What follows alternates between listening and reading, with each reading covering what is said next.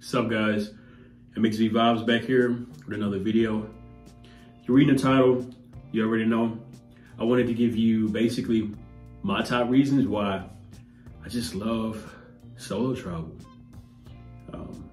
Let's get right into the video. If you're new here, just want to say that I make vlogs, I travel a lot, I record concerts and music festivals, and I pretty much just talk to you guys one-on-one, you know, whenever something's on my mind. So my first reason why I say I love solo travel. So for the past year and a half, I've been to a lot of different states, and even before, back in 2014, you know, I would travel around.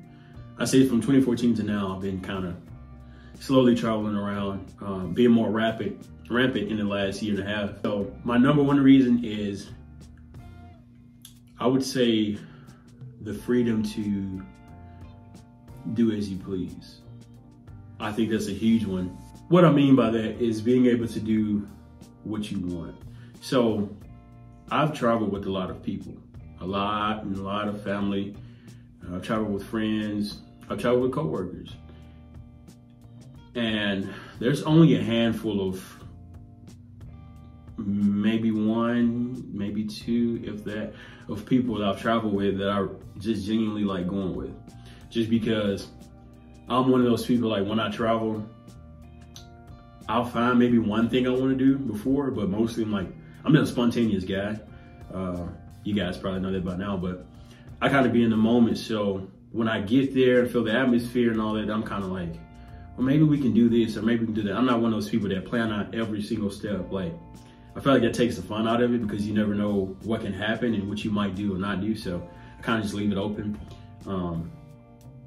But as far as doing what I want to do, you know, there's been times where I've went and I've seen scooters, you know, and I've asked people I'm with, hey, you guys want to ride? Like, me genuinely wanted to do it. And they're like, no, like that's not, we'd rather not. You know what I mean? And the hotel or the Airbnb is like almost 2 miles away. Of course, I don't mind walking. Like, of course, I go running. I don't mind walking, but something like that, or hey, it's a museum here. You guys want to go? No, we're not feeling it. Like, it's kind of annoying, honestly. Like, you know, I can understand why some people, or if it's like even the last time, well, not the last time, but it was sometime last year I went hiking, and, you know, I went hiking with a person and they just didn't want to. It's two instances where I went hiking with someone, they just wouldn't want to do it. First time I was like, come on. And they were like, no, like, but they eventually, you know, did it. But that second time I went hiking, yeah. So, yeah. So now I'm kind of to the point where, you know, I prefer to just go by myself. And so that way, if I want to eat here at this or a vegan place, or, you know, I want to travel here, I want to get on a scooter, or I want to go to this museum, I want to go to the movie theater, I want to go here, I can do that. I don't have anybody like, oh, I'd rather go back to the hotel, or actually I'd rather go out drinking later tonight. You know? On to the second point. The second point is, it's kind of huge. I would say accommodation. That's a big one. I'm one of those people, of course, I would say I'm introverted. At the same time, I don't mind sharing your space with others. So there's been times I've wanted to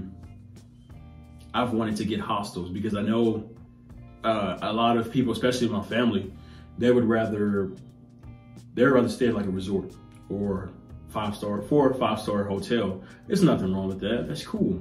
At the same time, it's like, if you're gonna spend $1,000 in 3-4 days for a hotel, like, I would rather stay in a hostel, spend maybe $120 for 4 days, not even that much, probably like $100, and meet cool people. Like when I went up to Chicago, I went to Kanye's, I think it was his 3rd listening party for Donda 1. I went up there or whatever, and I stayed in a hostel. because I was like, you know what? I'm probably gonna meet some more Kanye fans. It's probably gonna be cool. I went, stayed in the hostel. It was pretty much bunk bed like this. And then of course, shared like shower and things like that. But I went and I stayed in the hostel and I met some great people. The guy like right below me, cool guy. He's an ex-Marine.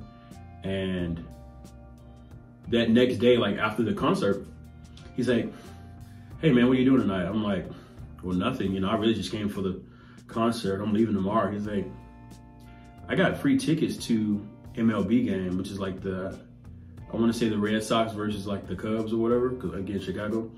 And I was like, yeah, why not? So he gave me the ticket and I went to the game, you know. It was awesome though, because I felt like had I not gone that route, had I just stayed in like a hotel or resort or whatever, then I would not have made that connection. And it's not my first time staying in the hostel. I've stayed in Dallas, I've stayed in New York, just different places where I can meet, you know, in Florida, I can meet other people, you know, and usually it's people going to the event. Like in June I'll be going to, July, I'll be going to Rolling Loud Miami 2022, and I'm probably gonna stay in a hostel nearby, just because I know there's gonna be other people that are going to the fest. And my last reason, which is kind of like a 3A, 3B, is challenging yourself alongside gaining new confidence. And they go hand in hand. So when I first started traveling by myself, I'm not gonna lie, I was pretty scared. It's pretty nerve-wracking to go to a different city and pretty much by yourself and not have a friend, family member, whatever, to kind of, I guess, help if you need to, especially if it's overseas or somewhere foreign where you don't speak the language. That's even more of a, again, challenging yourself, because the more that you travel by yourself, like at this point, I wouldn't say I'm just at pro level, but I can pretty much travel for cheap, because I know the ins and outs and how to do it. Challenging yourself, you know, catch bus rides where you don't speak English, you know. Maybe you can read a map, but that's about it. You know, try new foods. I think it's also like a 3C, because it's also embracing into the culture. And, you know, I went to Paris back in 2014. Went to Paris, France. I went with my school at the time, and it was pretty eye-opening, because before then, I mean, I went over states, you know, about 20 states when I was like a kid. You know, they were traveling around. I went to Florida when I was, I want to say 13. But since Florida, I really hadn't been anywhere. So I started traveling again when I got older. But I went to Paris back in 2014, and it was such a new experience, a new world, really. You know, from the pizza, the escargot. I ate gelato every day.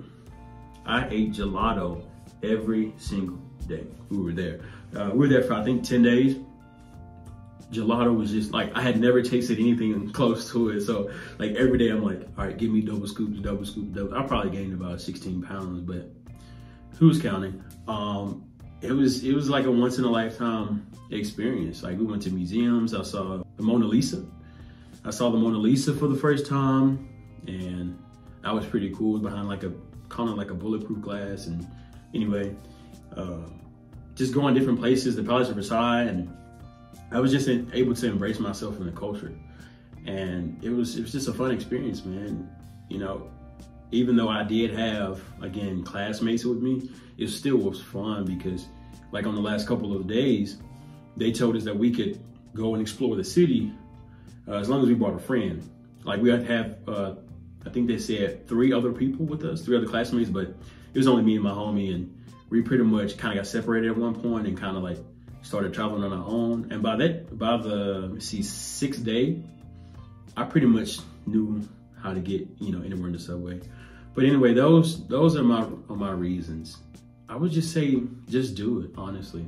I know it can be scary, because especially if you're a female, you know, I can understand how, you know, it kind of be frightening for you to just get up and go or catch that flight. I completely understand that, but I will also say, you know, just do it. You know, most times in our head, it's worse than we think, honestly. I've met some amazing people. Honestly, I've had some great times by just going out and doing it and just traveling. Try new foods, even if it's nasty. Like, you go to Tokyo and you eat some squid. Like,